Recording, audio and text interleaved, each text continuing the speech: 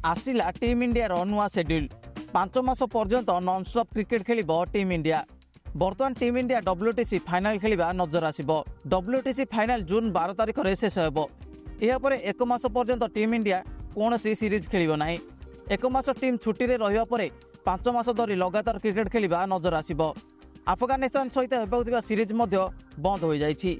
एहा परे 12 जुलाई रु वेस्टइंडीज विपक्ष रे सीरीज खेला जिवो, जेउथिरे टीम इंडिया 2टी टेस्ट 3टी वनडे और 5टी T20 मैच खेलिबो।